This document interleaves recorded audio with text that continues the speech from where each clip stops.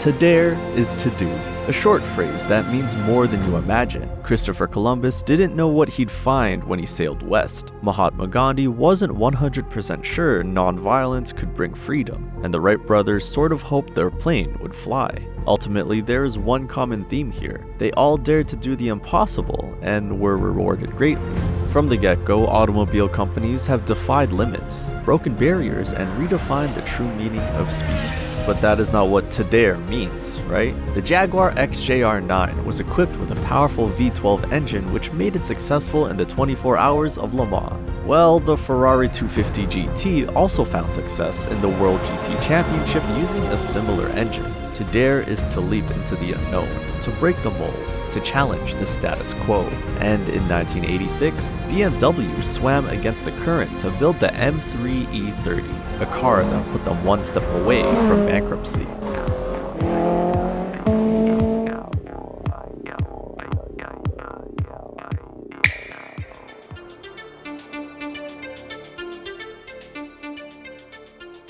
The 1955 Le Mans disaster, an event that claimed 84 lives and left 120 injured. At the center of this disaster was the Mercedes-Benz 300 SLR. Spectators came to watch their favorite racing competition. Every single one of them was carefree, not knowing what the day lay in store. The race began like any other, with the world's most advanced cars and finest drivers battling for glory. Among them, Pierre Levay piloted the Mercedes-Benz 300 SLR, carrying the hopes of the German automaker. But as the race entered its third hour, chaos erupted. Jaguar driver Mike Hawthorne suddenly braked to a pit in a high-speed maneuver. This maneuver placed Macklin directly into the path of Levay's SLR, and that was it. While the wreckage burned, Levay lost his life instantly. In the aftermath, public outrage turned toward motorsport itself. Questions of safety surrounding the sport loomed large, but they were what they were. Questions. For Mercedes-Benz, this was the end. They withdrew from motorsport altogether, abandoning their dominant position in racing. For years, Mercedes channeled its energy into road cars. The very first generation of the S-Class was produced during this era, Mercedes-Benz S-Class W116, a car that would go on to become Mercedes-Benz's flagship luxury sedan series. There was also the 230 SL Pagoda and the 300 SL Gullwing, but nothing could quite replicate the allure of motorsport for Mercedes.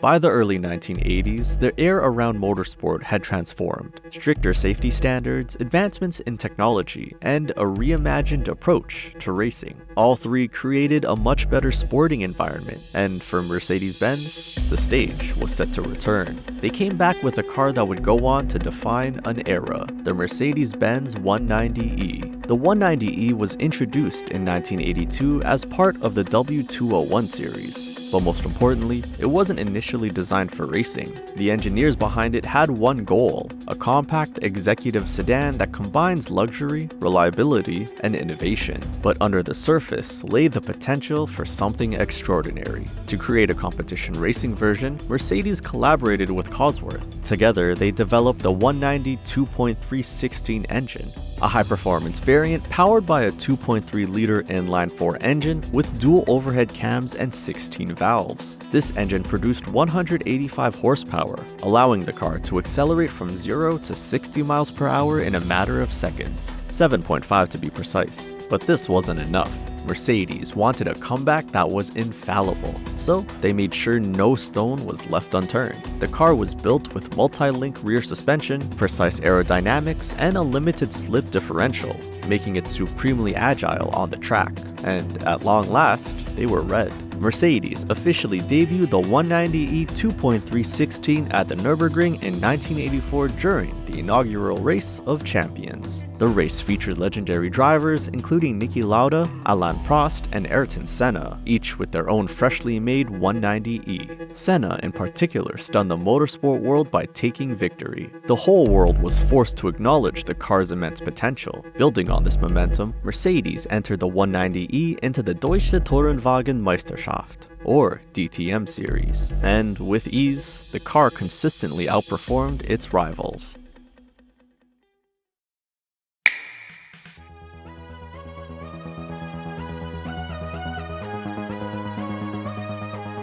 By the mid-80s, manufacturers were competing fiercely to produce cars that could dominate touring car championships. For BMW, they weren't making much of an impact on the most important racetrack. The CEO, Eberhard von Kuenheim, wanted a huge chance in that regard. He believed that motorsport heritage could elevate BMW's reputation globally. His dream was to put the company's name among German rivals, Mercedes-Benz and Porsche, as well as international marquees like the Ferrari. At the time, the company's motorsport division was already known for producing high-performance variants of their road cars. The BMW 3.0 CLS Batmobile competed in the European Touring Car Championship, ETCC, and Group 5 endurance racing. It was up against legends like the Ford Capri and Porsche 935. The BMW M1 also made waves in the World Endurance Championship and the Pro Car Series, where it went head-to-head with the Porsche 924 Turbo and the Ferrari 512. Group A regulations required manufacturers to produce a certain number of road-going versions of their race cars to homologate them for competition. BMW's motorsport division had focused on larger cars, such as the M5, which was derived from the 5 Series, but a change was needed.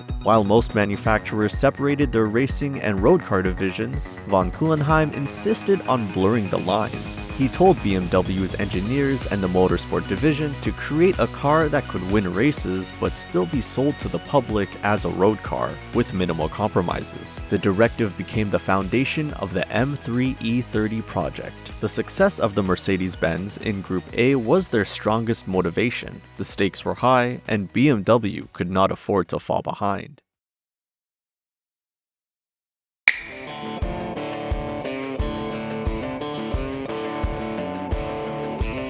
Development of the M3 E30 began in 1984 with Paul Rosche, a seasoned engineer who had previously worked on engines for BMW's Formula 1 cars, appointed to lead the development team. Rosche's version for the E30 was to reimagine the 3 Series platform, taking it to new heights in both design and performance. A key focus on the project was the engine. Rosche knew that to meet the demands of racing, the E30 would need a powertrain that was lightweight and agile. So he dropped the usual high-performance 6-cylinder engine, which was found in most BMW cars at the time. Instead, he developed a 4-cylinder engine for the E30. The engine, designated S14, was a masterpiece of engineering. It combined the block of the M10 engine, which had been used in BMW's road cars since the 1960s, with a cylinder head derived from the M88 engine that powered the BMW M1 supercar. This combination allowed the S14 to produce 192 horsepower in its road-going form, a significant figure for a 2.3-liter engine at the time. In racing trim, the engine's output exceeded 300 horsepower, making the E30 a formidable competitor. But the engine wasn't just a tiny piece of BMW's dream of making an unparalleled race car. Paul Rosche's dream wasn't done yet. Luckily, he had everything drafted out already. The car's body was extensively modified to improve aerodynamics and handling. The E30 featured flared wheel arches, a deeper front spoiler, a rear wing, and revised suspension geometry. All of these were designed to reduce drag, increase downforce, and accommodate wider tires for better grip. The modifications gave the E30 its distinctive appearance, which set it apart from the standard 3 Series. To make it lighter and faster, they replaced some standard body panels with special lightweight materials. The hood and trunk were made of aluminum, and the glass in the windows was thinner to save weight. Overall, the car weighed around 2,600 pounds. BMW also reworked the suspension to make the car more stable at high speeds and sharper in corners. They added stiffer springs and dampers for better handling. This setup allowed the car to maintain grip even on rougher surfaces. The E30's gearbox was a 5-speed manual with closed ratios, which made shifting quick and precise. Combined with its rear-wheel drive layout, the car felt balanced and responsive. Every change BMW made to the M3 E30 was about one thing: performance.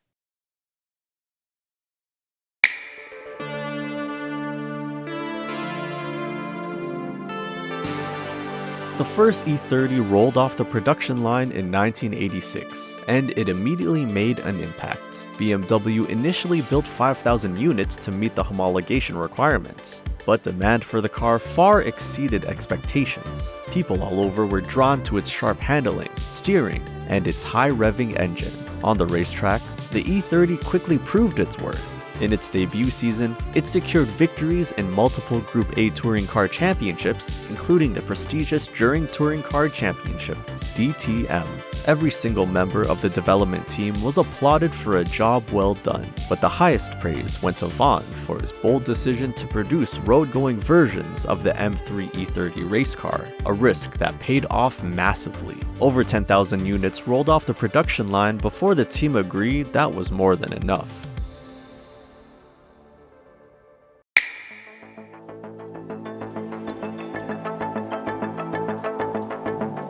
The following year, BMW M3 and the Mercedes-Benz 190e went head-to-head in the During Touring Car Championship DTM. The Mercedes had already made its mark with its Cosworth-tuned engine, but the BMW's E30, in its debut season, brought a new level of competition. On circuits like Nürburgring and Hockenheim, the E30's lighter build and precise handling made it quicker, and its newly developed four-cylinder engine proved just as powerful as Mercedes' design. By the end of the season, the E30 emerged victorious, with Roberto Ravaglia taking the championship title. The E30 was not only successful in Germany, it also triumphed in other international series, such as the British Tour Car Championship BTCC and the European Touring Car Championship ETCC. In the ETCC, the E30 quickly proved its worth by winning the drivers' and manufacturers' titles in its first season, outperforming the likes of Ford Sierra RS 500 and the Mercedes 190e along the way. Over the following years, the E30 continued its winning streak in the ETCC, helping BMW secure multiple championships. Meanwhile, in the BTCC, the E30 became a legend in its own right, claiming the championship in 1988.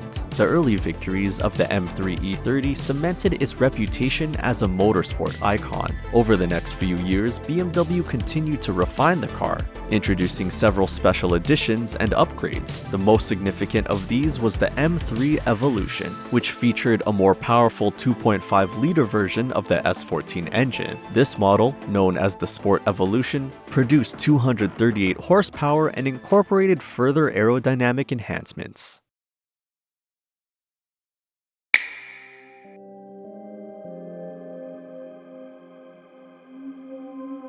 By the time production of the M3 E30 ended in 1991, BMW had built over 17,000 units, including road cars, race cars, and special editions. The car's success had a huge impact on BMW as a brand. It solidified the company's reputation for producing some of the best driving cars in the world, and set the standard for future M3 models. In the years following its retirement from racing, the M3 E30 became a sought-after collector's item. It became a favorite among enthusiasts and investors alike. Today, well-preserved examples command high prices at auctions, and the car is often regarded as one of the greatest sports sedans ever built. It influenced the development of high-performance road cars across the industry, inspiring other manufacturers to create their own homologation specials. Cars like the Mercedes-Benz 190e 2.516 Evolution 2, the Ford Sierra RS 500, and the Audi Quattro were direct competitors of the M3 E30, and they too became legends in their own right. However, none of these cars quite matched the E30's blend of engineering and racing success. The M3 E30 also laid the groundwork for the modern M3, which remains a benchmark in the performance car market. While subsequent generations of the M3 have grown larger and more powerful, they all owe their existence to the original E30, especially the M3 GTR, which knocked Porsche off the pinnacle in the 2000s. With a little rule bending, BMW were able to, you know what? Click on this video to find out what they did.